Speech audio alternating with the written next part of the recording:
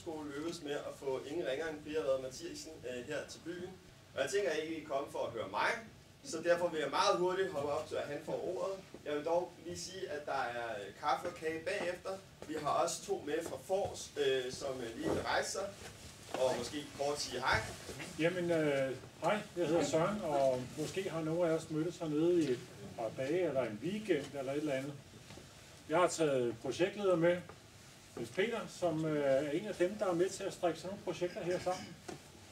Og vi kan sandsynligvis svare på nogle spørgsmål. Vi skal gøre vores bedste. Ja. Så Brian vil selvfølgelig præsentere sit oplæg om lidt, men også mere for at sige, hvis I har nogle meget konkrete, specifikke spørgsmål på projektet hernede, så er det til Fors, I kan rejse spørgsmålene bagefter. Okay? Og uden videre omsvøb. Ja, tak Mads. Og mange tak for...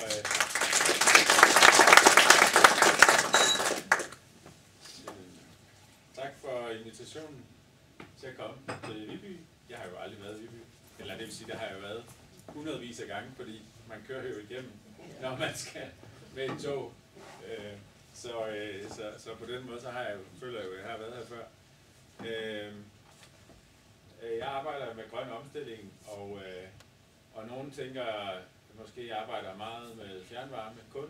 Det passer ikke. En af de ting, jeg håber, I får med i dag, det er at forstå, hvordan vores varmeforsyning hænger sammen, også med vores elsystem, og hvordan hele systemet i virkeligheden hænger sammen, at man ikke kan se noget isoleret fra det andet. Så håber jeg, I får med, at man er nødt til at have de lange briller på, når man tager de her beslutninger. Der er ikke nogen dumme spørgsmål. Vi tager spørgsmål undervejs, så man rækker lappen op og spørger ad, hvis der er noget, man undrer sig over, eller gerne vil have mere at vide om. Og hvis det er noget, jeg alligevel kommer ind på senere, så vil jeg bede jer om at holde mund, indtil jeg kommer ind på det, fordi så kommer svaret lidt senere. Og jeg tænker, det tager sådan en, afhængig af jeres spørgelyst, så en 3 kvarter, en times tid, og jeg vil også være til rådighed bagefter, hvis der er nogen, der undrer sig over et eller andet, som de ikke har lyst til at spørge om, mens alle andre sidder her også. Så der er fuld fleksibilitet. Og nu kan vi bedre se slides, så det var meget, meget fint. I har en god tekniker her i byen. Og nu kan jeg også få lov at pege, så det vil jeg prøve på. Det her det er jo et kort over Roskilde Kommune, hvor jeg tænker, vi er hernede et sted. Og I kan se det, der er noget, der er mørkegrønt, så er der noget, der er lysegrønt, og så er der noget, der er cirka derimellem, som er mellemgrønt, kunne man kalde det. Og Viby er mellemgrønt. Og hvorfor er det mellemgrønt? Det er fordi, det ikke er udlagt til fjernvarme endnu. Men det er også fordi, at vi i de beregninger, som vi har lavet på Aalborg Universitet, har regnet ud, at Viby er et af de steder, man bør have fjernvarme, ifølge vores tal. Og det kan jeg jo så forstå, at det er vores enige i, fordi de vil gerne tilbyde fjernvarme, og Roskilde Kommune er enige i det. Men vi starter lige et andet sted, så kan vi vende lidt tilbage til det der. Når man ser på vores gasforsyning, så er man nødt til at hæve blikket, og det kan virke sådan lidt uoverskueligt, tror jeg, når man kigger på ens egen lille andedam og ens eget lille forbrug. Hvis vi sådan ser ud i Europa, som vi er en del af, så er Europa lykkedes med at få meget mere vedvarende energi ind i det europæiske energisystem. Det er den grad, der stiger herop. Men samtidig så har vi ikke holdt op med at bruge gas i Europa. Altså nu snakker jeg ind til 22, da Putin han lavede en angrebskrig, som betød, at vi fik vores energikrise. I 2022, starten, brugte vi lige så meget gas, eller faktisk lidt mere gas i Europa i forhold til, hvad vi gjorde i år 2000. Og samtidig så var vi holdt op med at producere så meget gas i Europa, som vi gjorde i år 2000. Så det vil sige, at vi har øget vores import af gas fra udlandet i løbet af de sidste 20-25 år fra udlandet, nu siger jeg uden for EU. Og det gælder i virkeligheden både kul og olie og gas. Vores egne forsyninger med det er faldet, og vi er lykkes med at få mere vedvarende energi ind, men lige på gasområdet er vi ikke holdt op med at bruge gas. Og det er ikke særlig klogt, fordi det betyder faktisk, at vi har en dårlig forsyningssikkerhed. Det var sådan, at der var en kommission, der hed Juncker-kommissionen i 2015, som lancerede noget, man kaldte en energiunion, og som en del af det, så vil man diversificere gasmarkedet, det vil sige, at man gerne vil handle med nogle flere. Dem, der har fulgt lidt med, ved jo i hvert fald, at det lykkedes miserabelt, fordi at vi jo stadig blev ved med at handle enormt meget med russerne. Så det er bare for at sige, at vi var altså et dårligt sted. Nu er det måske nok lidt svært for jer at læse de her, men et eller andet sted her, der ligger Danmark. Skal jeg se, om man selv kan se det. Her, ja. Et andet sted her. 14%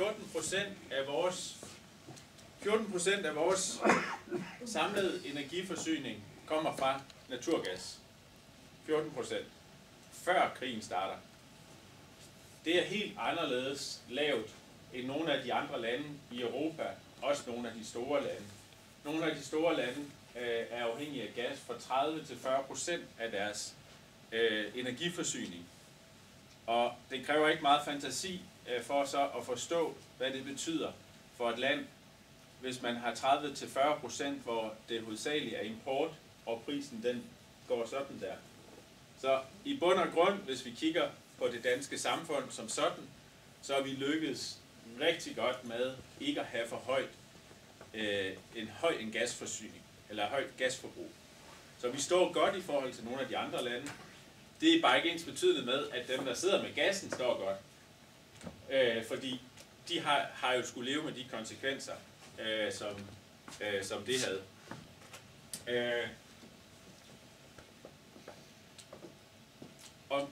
Omkring, eller mere end 80% af vores gasforsyning er importeret, og 40% kom fra Rusland.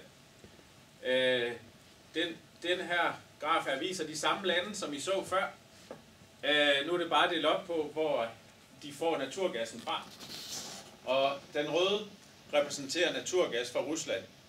Og hvis I kunne læse, hvad der står, så vil I kunne se, at de lande, der står øverst, det er selvfølgelig dem, der er geografisk tæt på Rusland, som har gjort sig afhængige af gassen. Men hvis I kigger lidt ned midt på, så finder man det store land i Europa, Tyskland, og tyskerne fik omkring halvdelen af deres gas fra Rusland, før krigen startede. Og så har der været en forsyning fra Norge, det er den blå, og den gule, det er så det, der hedder flydende naturgas. Ved alle, hvad flydende naturgas er? Er der nogen, der nikker? Flydende naturgas, det er sådan noget, man kan få det for eksempel fra Katar. Så komprimerer man det, og så kan man putte det på et skib, og så dekomprimerer man det, når det kommer til Europa, og så kan man putte det ind i et rør. Det kan man nok regne ud, det koster noget energi at gøre, men det kalder man flydende naturgas.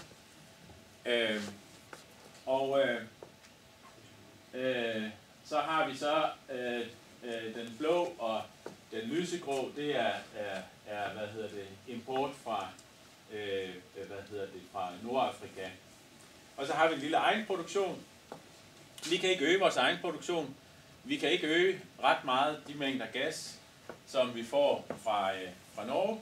Og det betyder, hvis vi vil af med den russiske gas, så det vi har kunnet, det er at reducere gasforbruget. og importere noget mere af det, vi kalder flydende naturgas. Og det betød jo, at kort tid efter den grønne halvdanske minister trådte til i Tyskland, Robert Habeck, omkring 2 måneder efter han var blevet minister, så måtte han rejse til Katar for at lave en kontrakt med dem om at importere fossile brændsler, altså flydende naturgas, til Europa, fordi tyskerne er så død afhængige af billig gas til deres industri, men også til deres boligopvarmning. Det er de ved at komme efter, skulle jeg hilse at sige. Og nu tror jeg kan bruge den her. Det kan jeg ikke. Så jeg skal lige trykke her.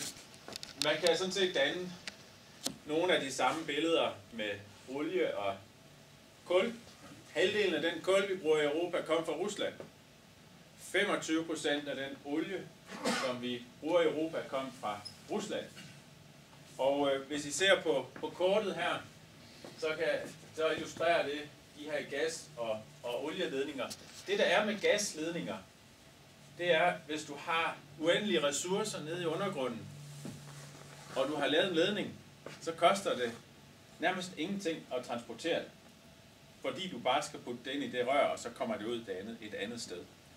Og det er det, der har lullet Europa i søvn, og det er det, som Putin han har udnyttet, gradvist fået udvidet gasforsyningen i Europa.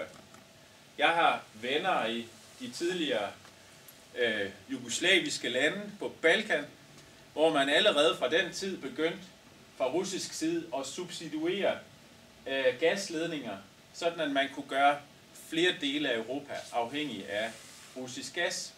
Det er virkeligheden. Det er geopolitik, helt lavpraktisk. Fodrer den europæiske industri med billig gas, og så ser vi så konsekvenserne bagefter.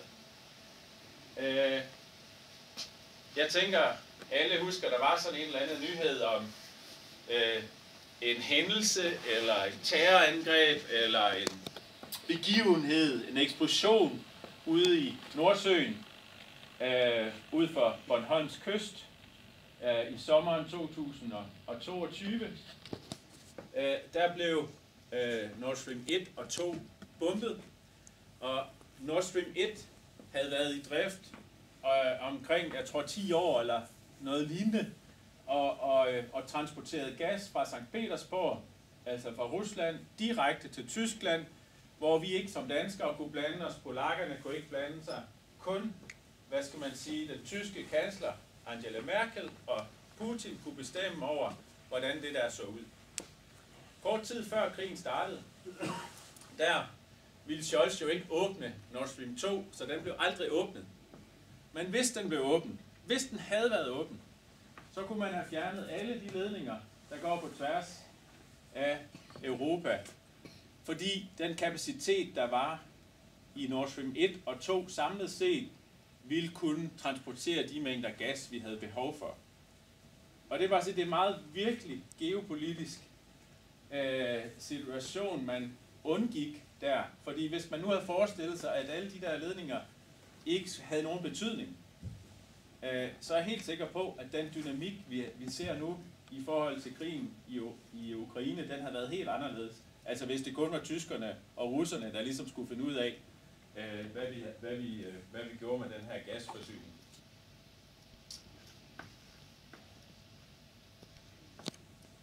Så kan man så sige, hvad kan vi så gøre ved det?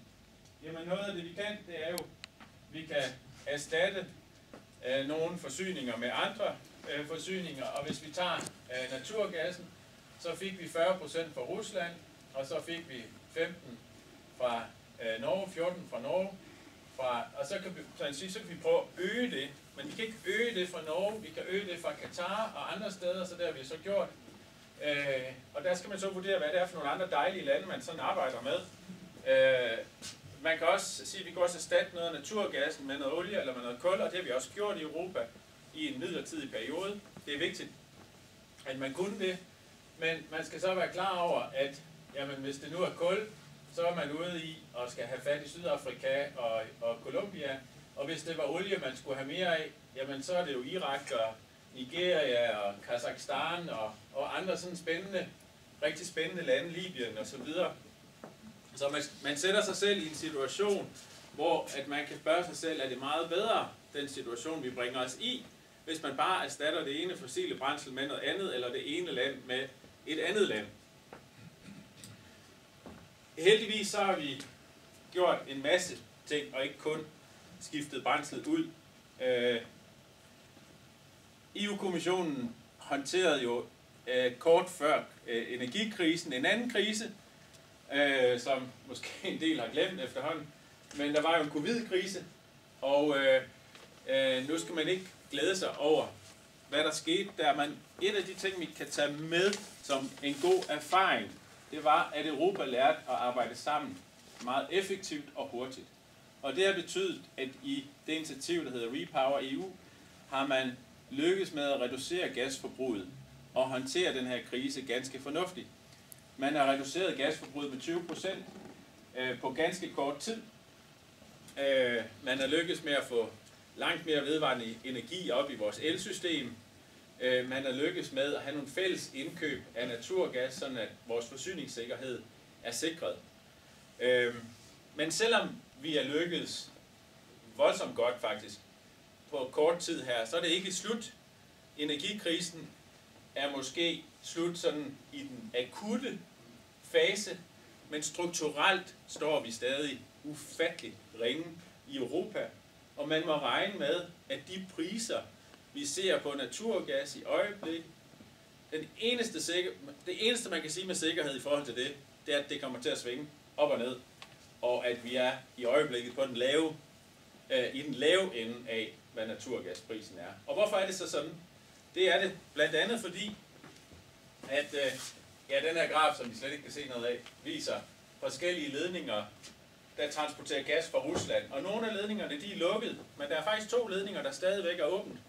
Og den ene går igennem Tyrkiet, og den anden går igennem slagmarken i Ukraine.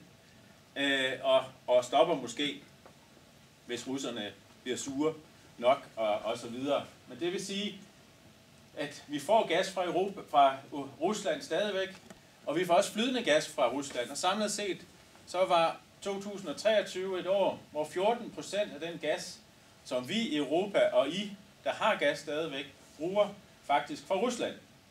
Så vi støtter stadig Putins regime, og vi er stadig afhængige af det.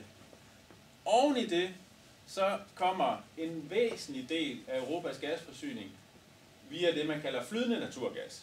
Så det vil sige, at vi har gjort os selv afhængige af verdensmarkedet.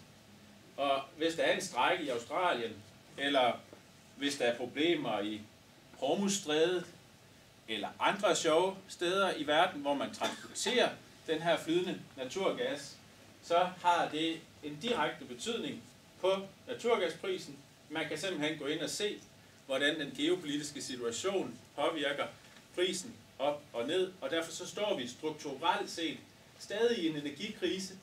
Den føles ikke så akut, fordi prisen er lav, men den er til stede, og den er ikke rar for Europas økonomi, og heller ikke for danskernes økonomi. Nu glemmer I jo at stille spørgsmål. Energikrisen er ikke slut, som jeg prøver på at fortælle jer, fordi vi er stadig voldsomt afhængige af lande, hvor vi ser en fluktuerende pris. Altså, det her viser højdepunktet på naturgasprisen, og vi sidder hernede, hvor det nogle gange er lavere eller på samme niveau som før, og nogle gange er lidt højere. Men det vi kan sige med garanti, det er, at den pris kommer til at stige igen. Jeg tror ikke nødvendigvis, den kommer op og kysse det højeste niveau, som den var på i 2022, men den kommer i hvert fald til at svinge, og den bliver helt sikkert på et tidspunkt højere, end det den er i dag. Det andet, vi skal være sikre på, det er, at vi håndterer energikrisen på en måde, som også er fornuftig i forhold til klimakrisen. For vi skal jo ikke etablere noget for at hive det ned igen, for at håndtere vores udledninger af drivhusgasser. Det har vi heldigvis lykkes også med i forhold til de initiativer, både der er lavet i Danmark, men også der er lavet i Europa, ved at have mere energieffektivitet, mere fjernvarme, varmepumper, mere vedvarende energi i vores elsystem, Så på den måde, så er vi strategiske i forhold til de elementer, som vi bringer i spil. Og det går rigtig godt. Der er sådan nogen, der måske tænker nogle gange, når man hører i pressen, at det går rigtig skidt, og vi kommer ikke i gang med noget, og det ene og det andet. Men 63% af den strøm, som vi har i stikkontakten, den kommer fra sol og vind. Og lad os nu sige, at vi lige hæver niveauet en lille smule. Nu har der lige været et udbud, eller kommer et udbud med noget på havet. Der kommer også nogle flere vindmøller og solceller på land.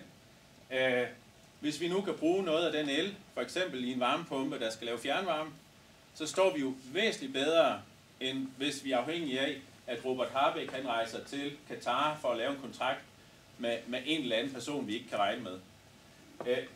Så vi er faktisk voldsomt langt altså for 10-12 år siden, der havde vi jo kun 20% i vores elsystem af sol og vind. Nu har vi 63%. Det er voldsomt flot. Og vi kan godt fortsætte, hvis vi fortsat elektrificerer noget af vores energiforsyning. Ja, her kan I se, hvordan det sådan er spredt ud i landet. Og det er jo lidt sjovt, det her det er vindmøller, ikke? Hvordan de sådan er placeret. Og det er ligesom om, og jeg kan se, nu er vi her i Viby, her cirka, er det ikke der omkring? Den skarpe har opdaget, at de gule repræsenterer områder, hvor der ikke er så meget vindmøllestrøm. Det er fordi fysikkens lov er anderledes på Sjælland, især i Nordsjælland. Og det gælder lidt det samme på sol, faktisk. Der er det ligesom om, solen skinner også lidt mere i nogle kommuner end i andre. Og der er sådan lidt sammenfald i forhold til dem, der har vindmøller, har tit solceller. Så der er åbenbart en eller anden korrelation i hvordan fysikken fungerer med hensyn til de her ting. Men potentialet for, at vi kan have langt mere, er der. Det kræver sådan set, at vi etablerer nogle nye forbrug. For eksempel her i Viby kan jeg forstå, at man skal have varmepumper ind i fjernvarmen. Det er rigtig fornuftigt i forhold til at skabe en god forsyningssikkerhed, at vi kan udnytte nogle af de her ressourcer, som vi har til rådighed. Ja, selvfølgelig. Det der med fordelingen af vindenergi, ja. Det har vel lidt at gøre med, hvor det blæser mest til. Det blæser vel mere i Vestjylland, end det gør i Nordsjælland. Eller hvordan er det med det? Det gør det. Det er rigtigt, så der er faktisk noget fysik i det. Men det er også sådan, at altså, hvis du tager Randers Kommune for eksempel, som ligger der på østkysten, altså det er jo ikke fordi, der nødvendigvis er voldsom forskel på vejrforholdene, når du går nedad her, vel? Altså du har jo voldsomt store områder her, hvor det ville være muligt at gøre noget. Det er da klart, at rentabiliteten er større. Det, som man bare skal forstå, det er, når vi i forvejen dækker 300% af et elforbrug i en kommune med vindmøllestrøm. Hvis vi bliver ved med at bygge der, så skal vi bygge ledningerne. Og ledningerne koster faktisk ekstremt meget. Så hvis vi har et behov for mere strøm, for vedvarende energi, så skal vi faktisk gerne have noget mere bygget der, hvor man har behov for det. Hvis I kigger på jeres elregning, så vil I se, at 1/3 af det, I faktisk betaler, hvis nu fjerner moms og afgifter, 1/3 er produktionen, og 2/3 er transporten. Og det tror jeg, folk ikke har helt opfattet. Det er ikke fordi, at man bliver ribbet. Det er simpelthen fordi, at der er noget fysik og nogle materialer, der skal ned i jorden, for at det kan lade sig gøre. Spørgsmål? Ja. Der er jo nogle strukturelle ting i vores lovgivning omkring solcelleproduceret strøm, for eksempel det offentlige. Man er sådan en bygning, som er lidt begrænset af, hvor mange solceller du kan bygge på offentlige bygninger, medmindre man laver selskaber og så videre. Ja. Det kan jo godt spille lidt ind i, at der er utrolig mange offentlige tagarealer, for eksempel på Sjælland. Jo, men det er rigtigt nok, men så meget tættere bor man heller ikke på Sjælland, at det kan forklare det. Der er noget med, hvordan kommunalbestyrelserne arbejder med de her ting, som der er forskel på. Så er der nogle ting, der er faktisk nogle fornuftige ting i nogle af de ting, du nævner, der spænder ben for det, for det kan ikke nytte noget, at man på et rådhus 1,5 kilometer væk kan etablere en solcelle, og så gratis bruge det et andet sted. Altså så hænger vores solidaritet i forhold til, hvordan vi betaler vores elnet sammen. Det er et helt andet foredrag, men der er faktisk nogle fornuftige ting i, at man skal bruge det der, hvor det bliver produceret, eller så betaler man sin nettarif. Ja. Det her, det viser i virkeligheden Danmarks energiforsyning fra 72, og jeg er jo selv født i 78, et eller andet sted, og der er måske nogle af jer herinde, der kan huske bilfri søndage og så videre. Ja. Og der havde vi jo de første 2 energikriser. Der var vi 100% afhængige af olie, og Anker Jørgensen han måtte rejse til Mellemøsten for at se, om han kunne lave nogle fornuftige aftaler. Det er jo fuldstændig parallelt det samme, der er sket for Danmark og som en del af Europa med hensyn til naturgas. Det er bare ikke olie, det er gas. Det er fuldstændig parallelt det samme. Og det er det, vi skal prøve at undgå i virkeligheden. Vi står jo så bare et vanvittigt meget bedre sted i det danske energisystem. For det første, så kan vi se, at vi bruger ikke mere energi, og samlet set bruger vi faktisk gradvist mindre. Og det er fordi, vi redesigner vores energisystem, sådan at vi faktisk er mere effektive. De 3 ting, der er allervigtigst, det er forhåbentlig noget, I også selv har oplevet, er en god idé privatøkonomisk, men det er, vi har isoleret vores boliger. Det vil sige, at der er et bygningsreglement, der kræver nogle ting af os energimæssigt. Så udnytter vi overskudsvarme i starten fra kraftværker. Når vi skal producere noget el, så kommer der noget varme. I stedet for at have en kedel til at bruge olie eller naturgas, så bruger vi varmen derfra, det vil sige fjernvarme. Det gør, at tingene er mere effektive. Og det tredje, det er, at vi bygger vindmøller. Og hvis man tager 1 kWh fra den første vindmølle og putter ind i elsystemet, så sparer man 2,5 kWh kul. Og samlet set, så er det det, der betyder noget. Nu begynder vi også at elektrificere. Og det vil sige, at vi begynder at spare for eksempel, hvor mange er kommet her til i bil? Stort set. Halvdelen. Det er ikke helt rigtigt, jeg tror ikke alle rækker hånden op. Men, jeg skal nok... lige 2 sekunder. Ja. 75% af den benzin, som I har i bilen, den ryger op som varme. 25% det ryger ned og driver det hjul, der skal dreje rundt og transportere jer fremad. Hvis man har en elbil, så er det 85%, der går ned i hjulet og driver rundt, og vi spilder kun 15%. Og det kan man sådan se helt konkret på vores energieffektivitet, at det hjælper på det samlede system. Og det er derfor en af grundene til, at det samlede forbrug falder i øjeblikket. Du har et spørgsmål? Jeg undrer mig over, at du ikke talte om de reetablerede Tyrefelt, og det er ingen betydning for dansk energiforsyning. Jo, men den kan vi godt tage nu. Okay. Det kan vi sagtens gøre. Det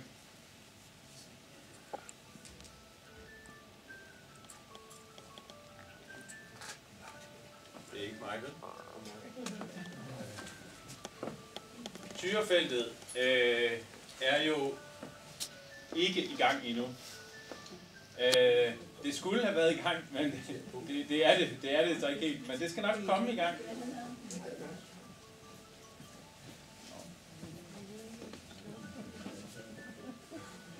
Vi holder lige en kunstpause.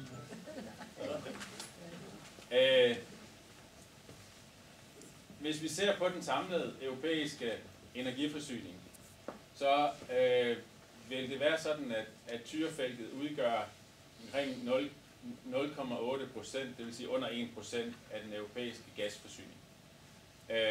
Og det vil også sige, at hvis vi nu kunne altså der er faktisk et andet felt, Sarah-feltet ude i Nordsøen, man også i princippet kunne genopstarte, eller starte, mener jeg.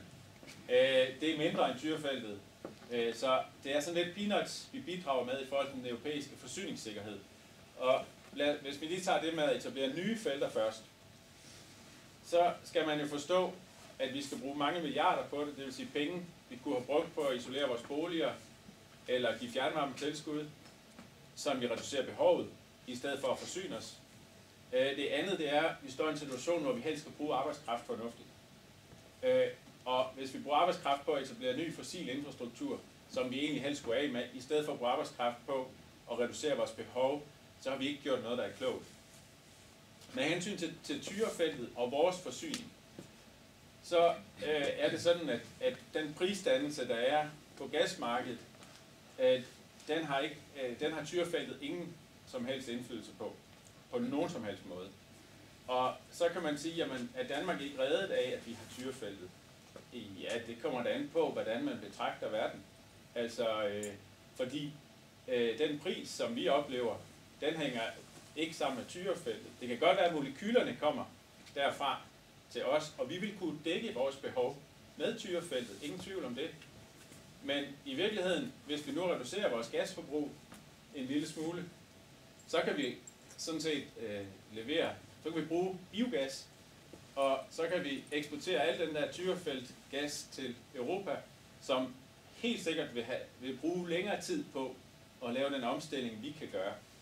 Jeg mener sådan set, det er realistisk, at vi i Danmark kan komme helt af med gassen inden 2030 i vores varmeforsyning og vores industri, hvis vi har en plan for det.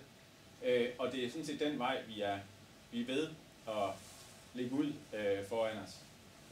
Men Tyrafeltet, altså i virkeligheden betyder det ikke rigtig noget for de valg, vi skal træffe. Det betyder noget for statsfinanserne, og det varmer rigtig godt i alle danskernes lommer. Og det er i virkeligheden også okay for Europa. Men Danmark og resten af Europa skal gøre mest for at reducere forbruget. Jeg ved ikke, om det var svar nok. Jo, tak. Ja. Men der er også noget med biogas. Hvor mange procent af det egentlig er det, der er i det europæiske net? Jamen, Europas net kan ikke reddes af biogas. Danmark har ekstremt meget biogas, fordi vi har ekstremt meget landbrug. Og man kan sige, hvis vi får industrien med på det, og vi får boligerne af gassen, så kan vi sagtens levere også biogas til Europa. Så kan vi både levere Tyrafeltgas og biogas til Europa. Det er ikke noget problem. Men det kræver jo, at vi tager de rigtige beslutninger.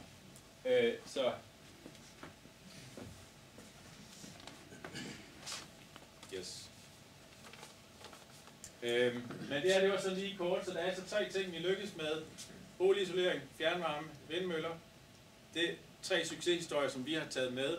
Og nogle gange virker energi, omstilling og alle de der debatter, der foregår, det virker som om det er rent kaos det hele, ikke? Men det er det altså ikke. Når vi ser på det samlede billede, sammenligner os med, hvad der foregår i nogle af de lande, som vi gerne vil sammenligne os med, så er vi rigtig dygtige. Og vi kan være rigtig stolte af det, der egentlig foregår. Ja. Det var bare det, jeg tænkte på det der ud fra et CO2-spørgsmål. Og vi skal være grønne og alt det der. Ja. Så synes jeg bare, det er sådan lidt husk at sige, jamen vi laver det, men sælger det, og så er vi selv grønne.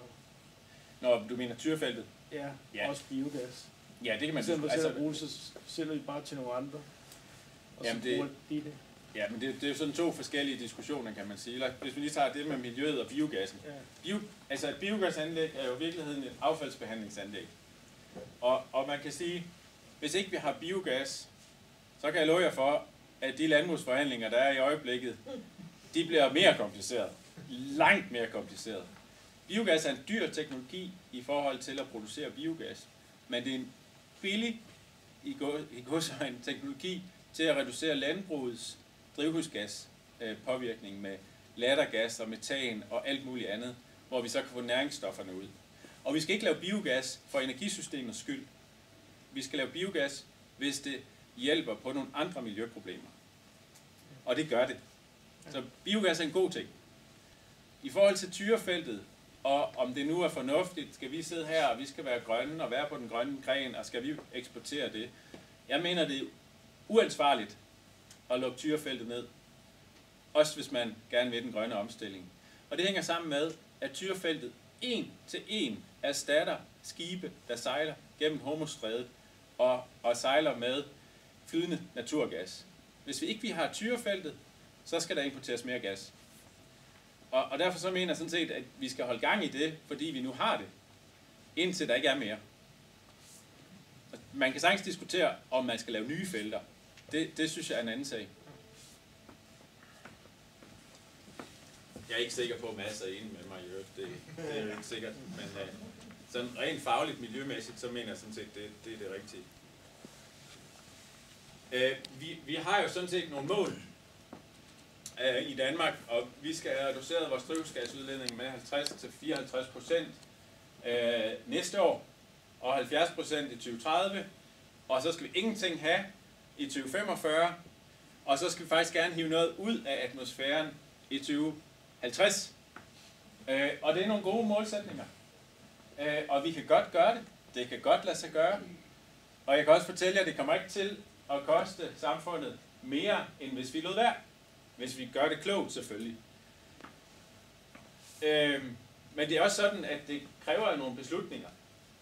Når jeg snakker om det her, så taler jeg også meget med energisystemets udgangspunkt, el, varme, transport, industri. Landbruget er jo selvfølgelig lidt en anden sag, og også en kompliceret sag. Og denne her graf repræsenterer vores drivhusgasudledning, og den nederste store klat hernede, det er altså landbruget. Jeg ved godt, der er nogen, der siger, at landbruget har reduceret meget. Altså, jeg kan ikke rigtig se det. Men der kan jo være alternative fakta rundt omkring.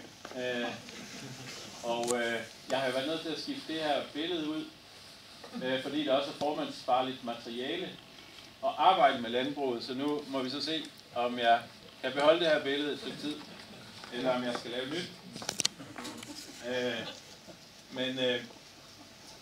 Det er sådan set uvæsentligt i forhold til vores naturgas og energiforsyning. Vi har voldsomt meget vedvarende energi i Danmark, og vi er en lille smule i et smørhul på flere måder. Her kan I se, den her streg repræsenterer det nuværende forbrug. Det her repræsenterer det antal vindmøller, vi kunne have. Så er der noget biomasse, nogle solceller, geotermi, solvarme, overskudsvarme, datacentre, varmepumper. Og vi kan ikke lave et energisystem, hvor vi kun har solceller og varme og vindmøller. Vi skal have nogle kraftværker. De kraftværker skal bare ikke køre særlig tit. De skal måske køre 10% af tiden. Men det handler om, det er så, hvordan får vi det her system flettet sammen, sådan at der også er noget forsyningssikkerhed, og sådan der er noget fornuftig økonomi i det. Det, der er kendetegn med det her, i modsætning til flydende naturgas eller gas fra Putin, det er, at der kommer ikke en løbende regning i form af noget, vi skal betale til noget gas eller olie eller kul. Der kommer et reelt kreditlån, vi skal betale af på, og vi er helt sikre på, at uanset hvad der sker i Hormuzstrædet, så kommer den pris hverken til at stige eller falde. Og det er kendetegnet ved de investeringer, som vi skal foretage i sådan et vedvarende energisystem, og det er kendetegnet også ved, at man kan, hvad skal man sige, afkoble sig ved at have en større forsyningssikkerhed. Jeg skal lige forstå, er det et ideelt billede, du har der, eller er det situationen om et eller andet antal år, eller hvad? Det er bare potentialerne. Det er potentialer, okay. Ja, det er jo ikke, og det er klart, at den første vindmølle er meget billigere end den sidste. Og du havde et fint spørgsmål der med vindmøllerne. Altså dem, der er ude vestpå, de er jo meget billigere end de næste. Vi kan bare ikke have alle møllerne ude vestpå, så vi skal også etablere nogle af vindmøllerne, der koster lidt mere. Måske et supplerende spørgsmål. Må du meget gerne. Hvordan ser du fremtiden for den der ret store kasse, der hedder biomasse? Jamen den serie, den ligger der omkring på det niveau, når det er lavere mængdemæssigt. I virkeligheden er det nemmere at svare på, hvis jeg lige går lidt tilbage. Jeg er rigtig glad for at høre, at man ikke skal lave biomasse. Man ikke bruger så meget biomasse, hvis man laver fjernvarme her, hvilket jeg synes, man skal. Men her har jeg, det er fordi jeg render også at snakke med politikere og sådan noget, så kan jeg godt lide at skubbe lidt til dem. Men der har vi jo to grønne her. Den ene hedder bare biomasse, den anden hedder biomasse import. Og i virkeligheden har vi i Danmark rigeligt med biomasse, bæredygtig biomasse, lokal biomasse til, at vi kan lave et system uden at importere. Men fordi at det har været nemmere at omstille ved at få nogle træfælder, som lige passer ind i den teknologi, man havde, så har man så en øget import. Og i øjeblikket bruger vi for meget biomasse, og vi bruger den forkerte biomasse. Skal vi helt af med at bruge biomasse? Nej, det skal vi ikke. Der er bæredygtige biomassemængder. For eksempel biogassen, det skal vi da bruge. Hvis man har, hvad skal man sige, affald fra landbruget, fra skovbrug, andre steder fra, så giver det god mening at bruge det. Ja, det var vist svaret nok, var det? Ja. Men det handler om, det er ligesom at få de her ressourcer til at passe sammen. Og lige for at følge op på det. Ja. Det der vindmøllepotentiale, det er da væsentligt større, hvis du taler Nordsøaftalen og Østersøen. Og ja, det er det. Ja, der kan vi komme langt længere op. Ja. Hvis vi nu sætter flere vindmøller op og flere solceller, der er noget med vores elsystem, der måske halter lidt, eller trænger til at blive opgraderet? Det bliver det jo løbende, kan man sige. Altså der er masser af udfordringer i elsystemet i øjeblikket, hvor at for eksempel hvis man har en virksomhed, hvor man gerne vil af med naturgassen og siger, at jeg vil gerne over på el, så kan det godt være, at du skal vente 3 år med at kunne få den ledning ud. Og det er jo simpelthen bare den fysiske virkelighed, at vi ikke kan løbe stærkere med de materialer, vi har til rådighed. Det er jo bare ikke ens betydende med, at man ikke skal tage beslutningen om så at gøre det. Så det er noget infrastruktur, der skal følge med. Ja, men det kræver også, at vi er lidt klogere. Det var det, jeg prøvede at forklare med de der kort før. Altså det kan ikke nytte noget, at, altså lad os sige, at Viby skulle lave et vindmøllelav for at levere den her strøm til de her varmepumper i fjernvarmen. Så kan det jo ikke nytte noget, at de placerer dem nede på Lolland. Altså, de skal jo være her. Og det er den forståelse, vi har behov for, der kommer ind i systemet. Og der er i virkeligheden også lavet et system, hvor man økonomisk skal betale mere, hvis man laver en vindmølle, og skal udvide transport af strøm også. Så vi skal tænke langt mere strategisk på de der ting. Ja? Vi har også 7-8.000 km kystlinje. Vi vil slet ikke tale noget om bølgeenergi eller noget. Er det ikke noget, vi taler om 2050? Er det ikke noget, der dukker op der? Måske gør det, men så er der plads til det. Så kan det erstatte noget af vindmøllestrømmen. Men i øjeblikket har vi ikke de koncepter, der ligesom er vindende. Et af problemer med bølgeenergi, det er, at materialeforbruget er så stort per energi-output i de koncepter, man har arbejdet med. Så vi kan ikke rigtig se, at det kan komme ned i pris. Men vi prøver ikke at udelukke det på den måde. Det har et innovationspotentiale, men det er stadig i sin vorden, vil jeg sige. Det er der, hvor vindmøllerne var i starten af 80'erne, vil jeg sige. For at man kan få det her til at passe sammen, så skal man jo have energilæring ind på en eller anden måde. Og nu får I lige sådan 101 på energilæring. Og det, som man skal prøve at forstå, det er, den billigste måde at lagre el på, det er ved at pumpe det op på et bakke, og så tage strømmen ud af det, når det falder ned igen. Det er den sø, I kan se der. Det er den billigste måde at lagre el på. Hvis man sådan tager de der lidt mindre, så nogen, der har sådan en husstandsbatteri, det er den dyreste måde, man kan gøre det på. I forhold til et termisk lager, altså et varmelager, så er det 100 gange dyrere at lagre strøm, end at lagre vand. Når man laver en varmepumpe her i Viby, så går jeg ud fra, at man laver et varmelager. Er det korrekt, Forrest? Ja. Det betyder, at man på en meget billig måde kan lagre vindmøllestrøm på. Hvis man kører rundt i landskabet, også her på Sjælland, så vil man se, at der er nogle kraftvarmeanlæg, hvor der står sådan en cylinder ved siden af. Er nogen, der har lagt mærke til det? Det er den billigste vindintegrationsteknologi i verden. Og hvorfor er det det? Det er det, fordi at folk har et hus, der skal varmes op, og folk skal i bad. Og i stedet for, at vi prøver at lave Ebberød Bank med, og skal have noget strøm ud fra nettet, putte det i et batteri, og så tilbage på nettet igen, og alle de tab, der er forbundet med det, så handler det om at producere den varme, vi alligevel har brug for, og lagre varmen, i stedet for at lagre strømmen. Og vi skal også i bad i 2050, og derfor så er det også en fremtidig fornuftig teknologi at arbejde med. Men når vi skal integrere de her ting, så handler det om, at et større lager er bedre end et lille lager, og de termiske lager er bedre end et el-lager. En varmepumpe individuelt ude i en husstand er ikke god til at lagre vindmøllestrøm med. Når det er koldt på en villavej, der kører med varmepumper, så er det koldt for alle, og der er ikke nogen sammenhæng mellem, hvornår det er koldt og hvornår vinden blæser. Så der kommer man også til at betale prisen, og man kommer til at ikke være fleksibel mere end et par timer, når det er rigtig koldt. Det kan man i fjernvarmesystemet, fordi du har et varmelager, hvor man har en større fleksibilitet, og typisk har man også flere kilder, som man arbejder med.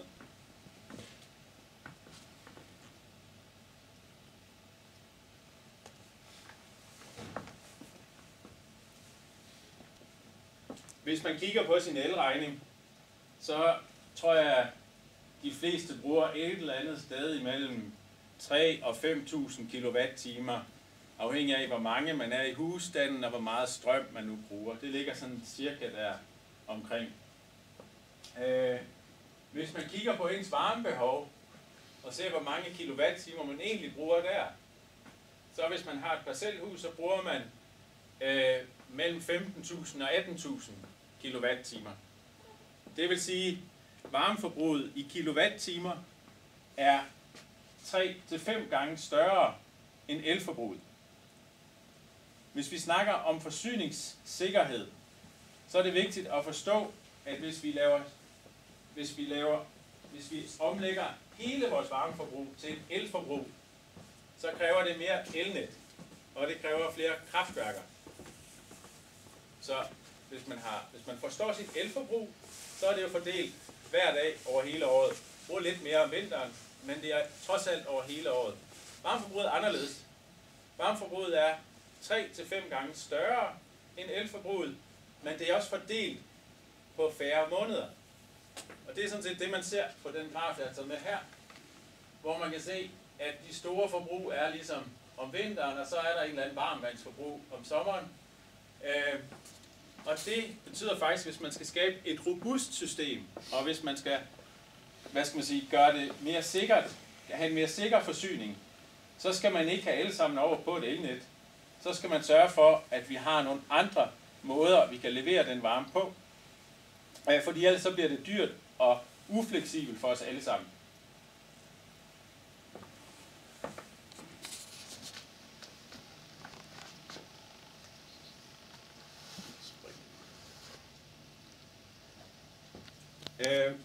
Vi har lavet sådan noget, der hedder Varmeplan Danmark, og Danmark er jo et fantastisk registreret land på den måde, at man kan finde alt muligt om alle mulige.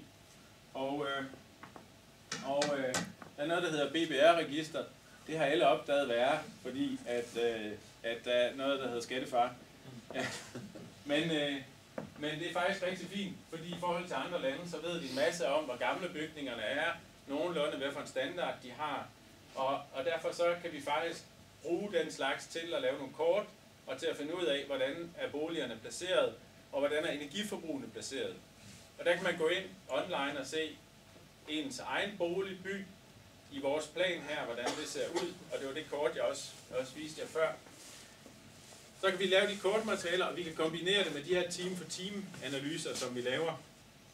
Noget af det, vi også gjorde i Varmeplan Danmark, det var at prøve at se på alle de overskudsvarmepotentialer, der er. Vi har kigget på 9.000 virksomheder, og virksomheder alene kan måske levere omkring 20-30% af Danmarks varmeforbrug. Oven i det, så har vi geotermi. Vi kommer måske med nogle datacentre, flere af dem. Vi kommer måske nogle af de her Power-to-X-anlæg, altså de her, der kan producere brint, hvor der også er overskudsvarme. Så der kommer masser af varmekilder, og det, der er det vidunderlige ved et fjernvarmenet, det er, at man kan integrere alle de her ting. Det er jo lunken vand. Det har ingen værdi. Andet end hvis man, altså lunken vand har ingen værdi, medmindre man kan bruge det i et fjernvarmenet. Du kan ikke bruge det til noget andet. Du kan ikke putte det tilbage på elnettet. Og det har vi prøvet at kortlægge i den her plan. Og der kan vi se, at potentialet er ganske stort. Når vi så prøver at regne det hele sammen, så får vi sådan et kort, og nu har jeg sat Roskilde Kommune ind heroppe igen. Men det, som vi kan se, det er, at ud af de her 400.000 naturgasfyr, der skal i hvert fald 200.000 af dem eller 260.000 af dem over på fjernvarme. Så er der faktisk også en masse oliefyr, der også giver mening at putte over på fjernvarme stadigvæk. Der er også nogle biomassefyr, der giver mening at komme over på fjernvarme stadigvæk. Skal vi ikke have individuelle varmepumper? Jo, det skal vi. Men det man skal forstå, det er, at hvis man har et gasfyr, så er man en del af en kollektiv forsyning. Gas er en kollektiv forsyning. Og gas er kun blevet etableret i byer, hvor at energidensiteten, altså det område, repræsenterer et højt nok energiforbrug til, at det kan svare sig at lægge gasrør ned. Det er fuldstændig en til en parallelt med, om det kan svare sig at lægge fjernvarmerør ned. En kollektiv forsyning. Man er ikke individualist, hvis man har gas. Man er en kollektivist, men vi skal bare af med det. Og vi skal have flere varmepumper, men det er også sådan, at hvis man har omkring 200 naboer, så giver det god mening at undersøge, om man også kan lave fjernvarme.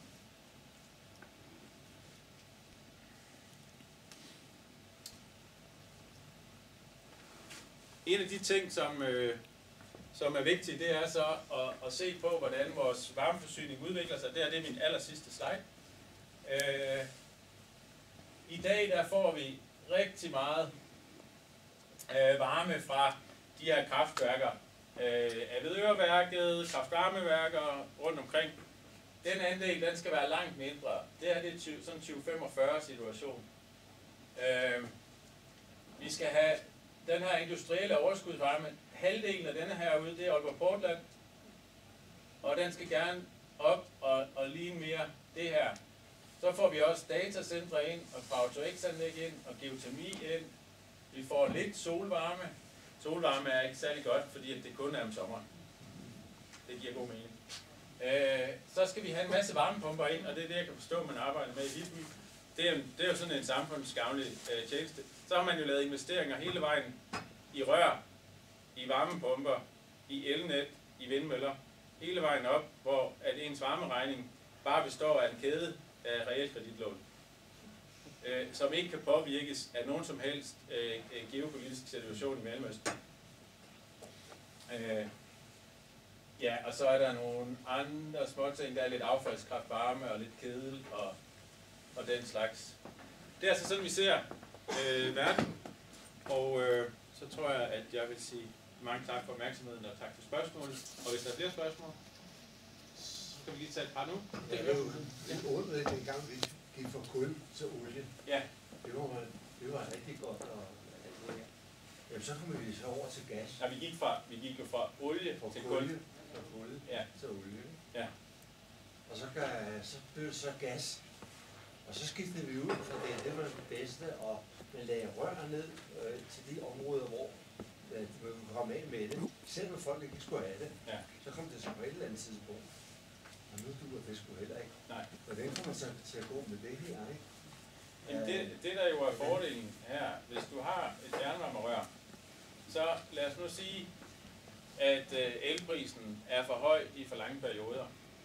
Så kan man godt sige, jamen nu har vi kun den her varmepumpe. Det var da en dum idé. Det der er fordelen der, det er, at du så kan tilkøbe en fliskæde eller en anden form for teknologi, som du kan supplere din varmepumpe med, uden at du skal ud og genere dig ude i din bolig. Hvis du skal skifte en varmeforsyning for 10.000 husstande, der har individuelle løsninger, er det væsentligt vanskeligere, end hvis du bare transporterer lunken vand. Og som jeg siger, altså, jeg kan ikke forestille mig nogen fremtid, hvor vi har nogle huse, hvor vi ikke har et varmebehov, eller vi har et varmvandsbehov. Det kommer ikke til at ske. Altså selv de her passivhus, der er nogen, der snakker om passivhus, ja, her i Jemini. Altså 90% af husene, vi har i dag, de er der også om 40 år. Det er det, vi skal leve med. Og vi kan da godt isolere nogle af dem. Men vi har stadig behov for en varmekilde. Og så er diskussionen, om vi har en individuel varmekilde eller en fjernvarmeløsning. Vi har også behov for varmt vand.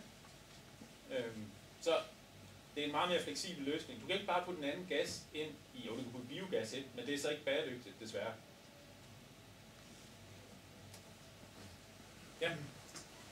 I diskussionen af fjernvarme her i byen, så har vi talt meget omkring det her med, at der er politisk ønske om at fjerne gassen som rumopvarmning.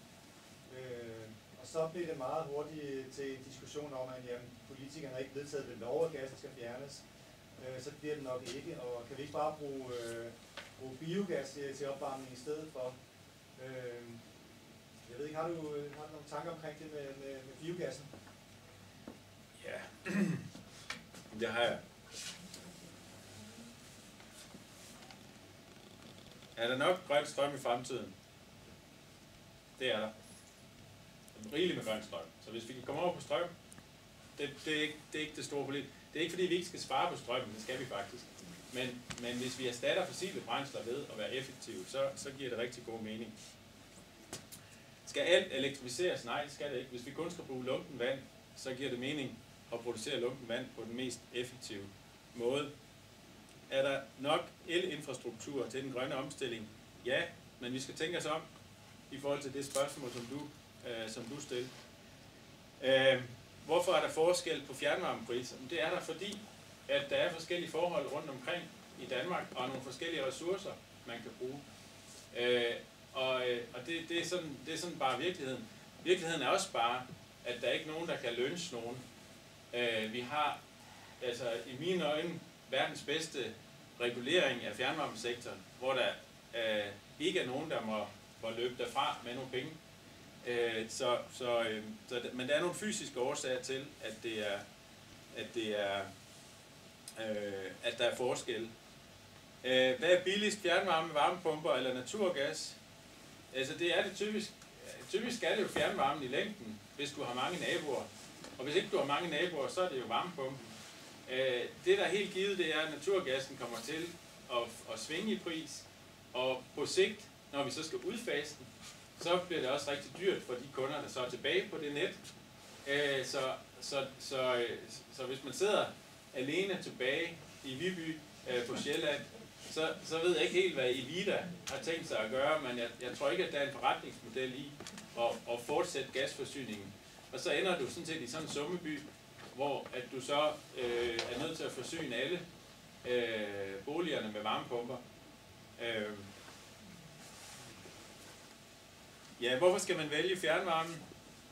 Ja, det skal man, fordi at man kan integrere alle de forskellige ressourcer, som vi har til rådighed. Overskudsvarme, vindmøllestrøm via varmepumper osv. Så er der det med biogassen. Jamen, vi kan godt lave biogas. Jeg bor selv på Frederiksberg, og jeg sorterer mit madaffald. Og i øjeblikket så bliver det sendt på et eller andet biogasanlæg, et eller andet sted i nærheden af her, tror jeg.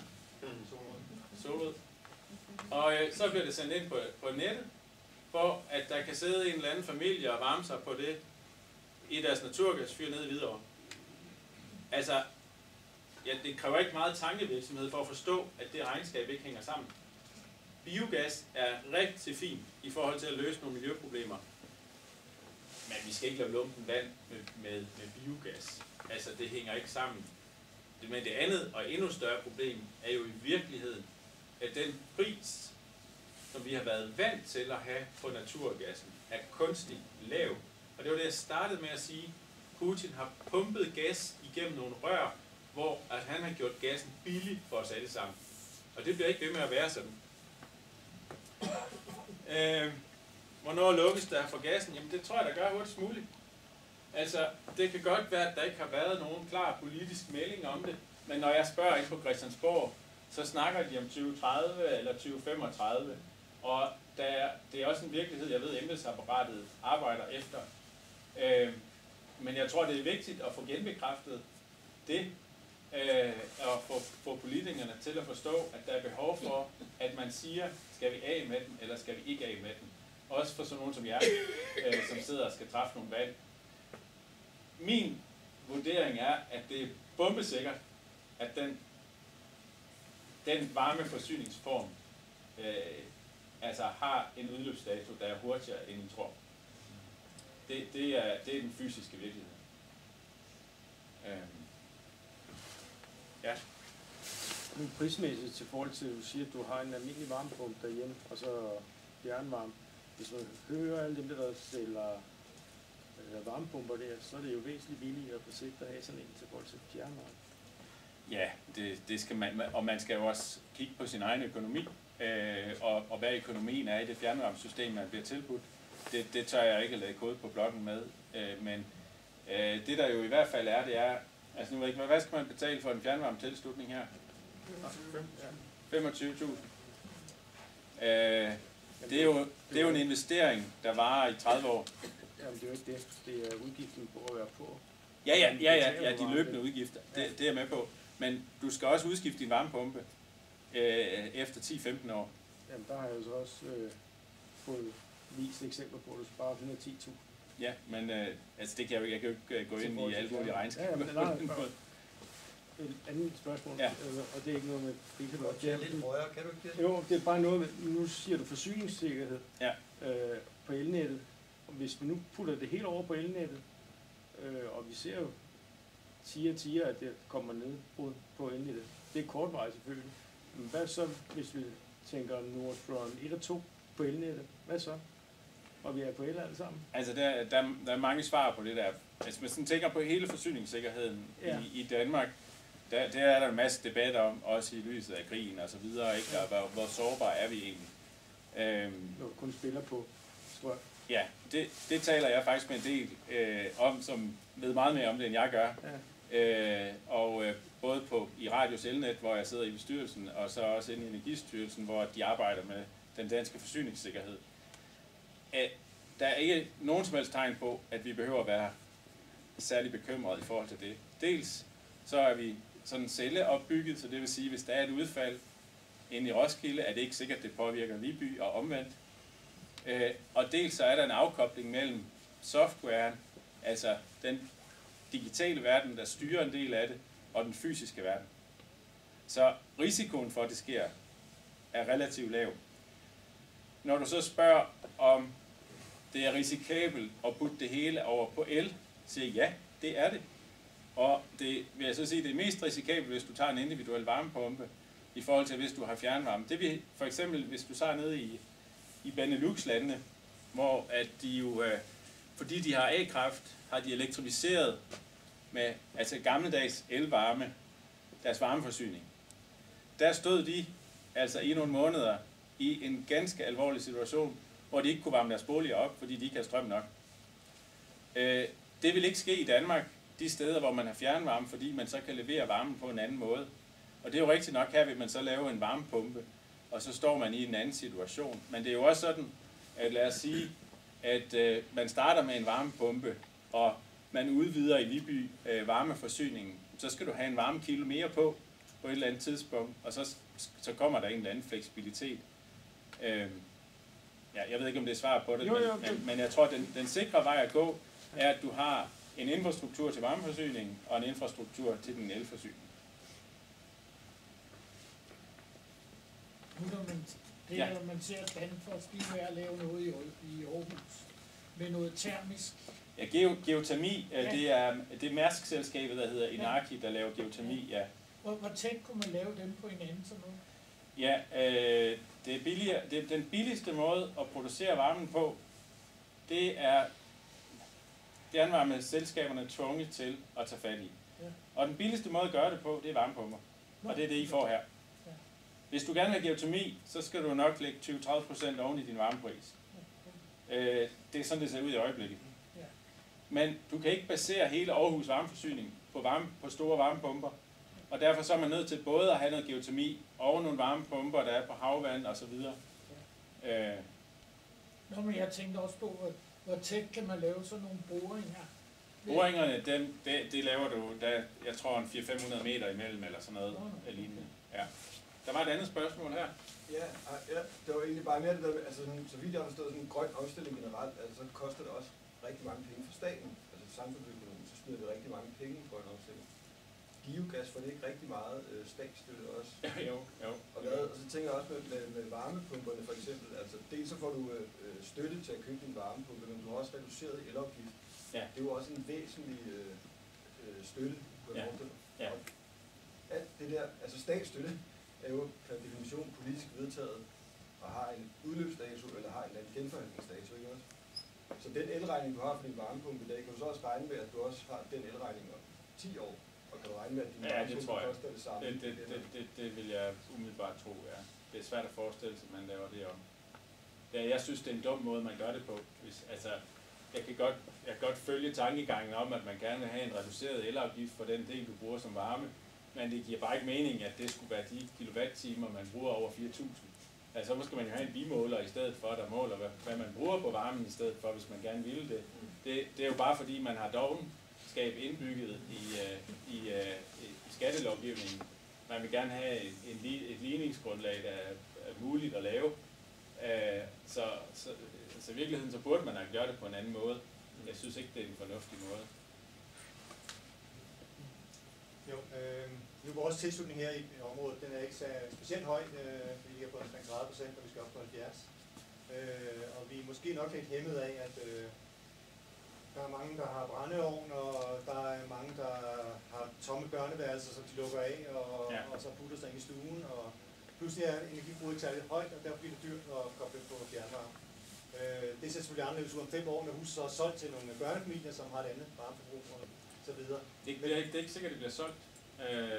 Jeg tror, det er en væsentlig udfordring. Ja, også det andet. Men pointen er egentlig, at det ser vi også mange andre steder i landet, ikke også? Det er faktisk ret svært i dag med den gaspris, der er, at det overbeviser en stor del af befolkningen, hvor den grønne omstilling er knap så højt på dagsordenen, til at de skal omlægge deres varmeforsyning.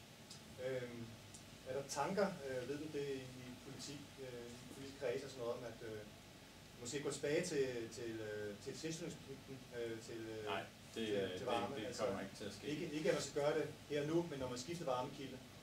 Nej, det ikke med min gode ven Lars Aagaard som minister, det kan jeg love jer for.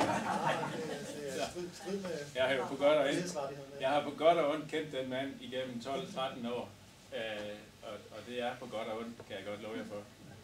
Men så kan man sige, hvad kan man så gøre i stedet for, altså i den her situation? Det man kan gøre,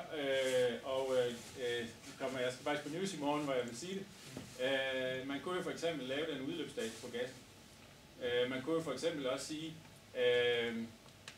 finansieringsgrundlaget, det er også blevet anbefalet for det, der hedder NEXT. Altså kan man lave en forrentning, der ikke hedder 30 år, man hedder 40 eller 50 år.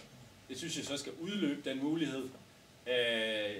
Men frem til 2030 kunne man lave et investeringsvindue for fjernvarmeselskaber, hvor man reducerer, eller hvor man øger det antal år, man må forrente tingene over. Det er en anden mulighed. Den tredje mulighed, det er, at der er noget socialt skævt i tilskuddene. Og jeg tror, altså det er sådan, hvis man, nu er den her, der er sådan en grøn pulje, der blev vedtaget, dem der følger med, de ville have set det, men fjernvarmepuljen er blevet fyldt op, sådan at de projekter, der er søgt om, nok kan få de penge. Pengene bliver fordelt, sådan at man får 20.000 per husstand som selskab. Er det korrekt? Jo. Ja, 20.000. Altså en anden model, det kunne jo være at sige, er der områder af Danmark, hvor huspriserne har en beskaffenhed, hvor man faktisk måske skal have 25.000 eller noget lignende per tilslutning, i stedet for. Altså prøve at give, prøve at finde nogle andre balancer i det her. For det er jo klart, nu kender jeg ikke huspriserne her, men jeg har en gammel faster, der har lige solgt sit hus. Jeg er helt sikker på, at priserne er lidt højere her, fordi det var også sådan ude i en landsby på landet, ikke? Altså hendes hus kostede 600.000 og har et naturgasfyr. Og der er jo ingen kinamands chance for, at hun vil investere i nogen ny varmekilde. Men hvis du har et hus, der koster 2,5 millioner, så betyder det ikke ret meget at lægge lidt oven i realkreditlånet, hvis du skal tilslutte fjernvarmen. Det betyder bare ufattelig meget for en by, også som denne, om man har en varmeforsyning, der giver nogle stabile priser. Og det er sådan, at nu joker jeg lidt med, at der var nok nogen af jer, der kunne huske de der bilfrie søndage. Der er nok også nogen, der har handlet hus et par gange, kunne jeg forestille mig. Det er sådan, at traditionelt set, så ville man helst ikke købe et hus, hvor der var elvarme eller oliefyr. I dag er virkeligheden sådan, at folk vil helst heller ikke købe et hus, hvor der er naturgas. Og det synes jeg er lidt en bekymring i forhold til nogle af de projekter, der falder. Også hvis Vibyens projekt falder, at det faktisk har en indflydelse på længere sigt på byens overlevelse. Altså, og nu kan man sige, at Viby er så tilstrækkeligt stor. Der er nok nogle mindre byer, hvor det kan være lidt mere alvorligt, men alligevel så har det en betydning for bosætningen. Hvis der er en familie, der skal væk fra København, finde en bolig et eller andet sted, vælger man så en by, hvor der er fjernvarme og en skole, eller naturgas og en skole. Eller en summeby og en skole. Det er jo det, som også er virkeligheden, ikke? Og det er der masser af evidens for på ejendomsmægler siden. det er også sådan, at man har jo det, der hedder en energimærkning af sin bolig. Og energimærket, hvis du har 2 identiske hus, og det ene har naturgas, og den anden har fjernvarme, så vil det typisk være sådan, at energimærket er bedre på den her fjernvarme. Og det er jo ikke udslagsgivende i forhold til, om man køber en bolig, fordi man skal jo føle sig godt tilpas i boligen, og der betyder det ikke så meget, om det nu er D eller B. Der betyder det, men hvis du har boliger, der ligner hinanden, så har det faktisk noget at skulle have sagt.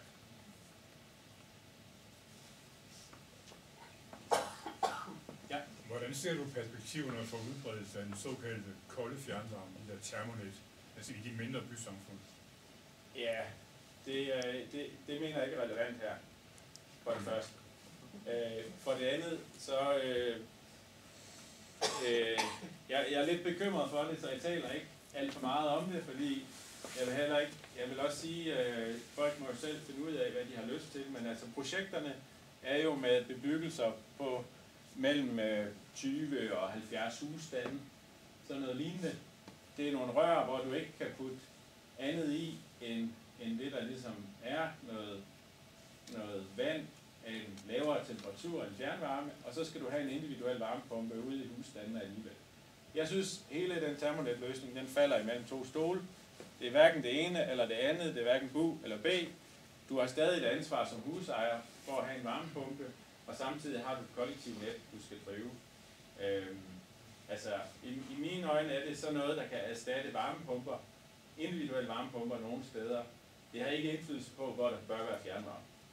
Nej, det er jeg med på, men altså i et landsbysamfund, du foretrækker og anbefaler, at man laver individuelle varmepumper i stedet for, at man laver termometer. Jeg har ikke set nogen beregninger, der tyder på, at det skulle være en god idé, fordi der er jo ikke nogen, der gider at sammenligne om, altså det der er, at du skal grave nogle huller for at putte de der rør ned, og om du så putter det ene rør ned, eller det andet rør ned, det er ikke nødvendigvis det der er fuldstændig afgørende. Så det der sammenlignende beregning har jeg ikke set overbevisende nok til, at jeg kan se, at løsningen skulle være en bedre idé, end bare at tage de almindelige individuelle, eller tage den almindelige fjernvarme, også i de der små samfund. Men der er en mega stor forskel i anlægsomkostninger på, når man bruger almindelige ja, det ved jeg da godt. som ikke er isoleret. Det ved jeg godt, men du har da heller ikke 30 års driftserfaring med plastrør. Mads, det er dig, der styrer tiden. Ja, men altså, du er jo fint gået et kvarter over. Ja. Men jeg kan sige, der er måske nogen, der nikker lidt, og synes, de trænger til lidt kaffe. Jeg vil bare kort sige mange tak for det første. Måske vi skulle runde af med en kort kaffe.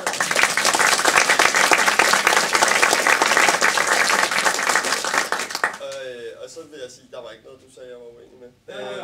Men jeg tog et par noter på noget, jeg tænkte, som du ikke kunne sige, fordi det var Roskilde lokale ting. Vi har haft et no-go her i kommunen for vindmøller og solceller i 10 år, sådan cirkus. Der sidder nogen rundt omkring med erfaring, der kan uddybe, hvis det er, men det er noget med en by længere op nordpå, der kom med høtyve og fakler, da der skulle laves, så vidt jeg husker, vindmøller i nærheden. Men det er faktisk ændret på nu, og det er også det, jeg kunne læse i lokalpressen, at der er områder i nærheden, hvor der er nogen, der søger om solceller, op ved Gastrup, der er også noget her uden for os, ud mod Ørsted og videre. Ikke? Så er det her med solceller på tage, det er også noget, man arbejder med i kommunalplan, men man skal huske på, at solceller på tage, det er markant dyrere end solceller på mark, så på den kortsigtede bane, ligesom flere er inde på, så det der med, hvad er det, der er den kortsigtede billige løsning. Man arbejder også med solceller på parkeringspladser, altså større parkeringspladser kan være ovenpå, man prøver at kigge alternativt på mange måder, men på den korte bane, så er det solceller på mark. Hvad end så nogen som mig, der gerne vil have skove i stedet for, mener om det. Så synes jeg, det var meget sjovt, at du nævnte det der med vindmøllelav. Og gæt, hvad Roskilde Kommune sådan ligesom putter penge i. Fordi vi er altså med i et vindmøllelav oppe ved Hanstholm. Det er da meget spændende. Og tilslutnings... det ved jeg ikke noget. Og tilslutningspligten, den ved jeg, at den døde som sild her i kommunen i hvert fald i slut-nullerne, fordi at min egen familie blandt andet var berørt af, og det var igen med høtyve og fakler. Jeg tror måske Poul lige afret noget at være med i det. Slut-nullerne inde ved Himmelev, der blev stoppet derinde, og der har vist ikke været tilslutningspligt i Roskilde Kommune. Ja, men det må man jo heller ikke, altså lovgivningen. Nej, nu må man ikke. Men det er jo klart, der er forblivelsespligt. generalforblivelsespligt, fordi det betyder jo også, at jeg kan regne med, at naboen ikke forsvinder. Altså det er jo vigtigt, når man vælger, altså hvis I sidder og er i tvivl om, om man skal vælge fjernvarme, er det sgu da rart, at I ved, at hvis der er andre, der melder sig på, så kan de ikke bare smutte og efterlade mig med regningen. Og det er også sådan, at man har sørget for inde på Christiansborg, at de 2 gutter dernede, de skal regne ordentligt efter.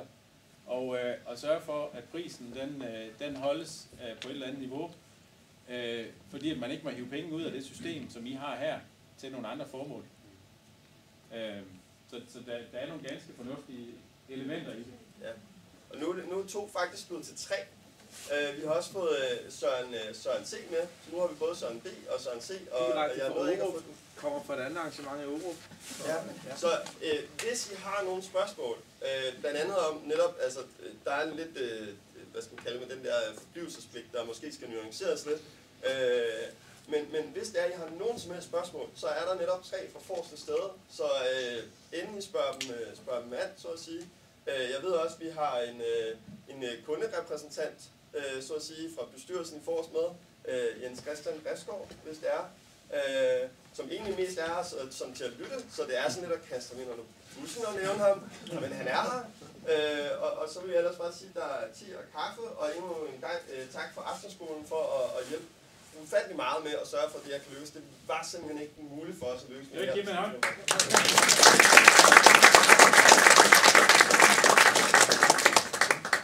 Tak fordi jeg måtte komme. Jeg håber, I vælger den rigtige løsning.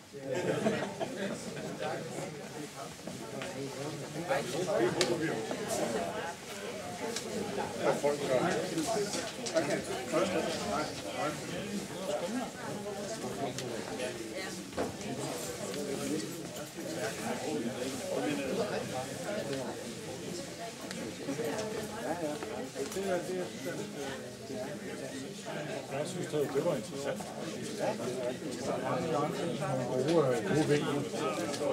Gode vej. Ja. Hej. Hvordan er udsigten op på Gamle Viby? Får vi fjernvarme det også? Men er det et område, der ikke er med i projektet her? Ja, det har jeg så ikke kunne helt forstå. Ikke helt kunne sætte mig ind i. Nej, du kan ikke søge. Jeg vidste faktisk ikke, der var et område, der ikke kunne. Men har du prøvet at søge din adresse, om du kan få det? Nej, det har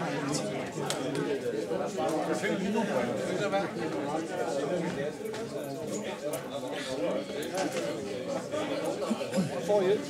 Jeg prøver lige. Men hvad er det, du ser området?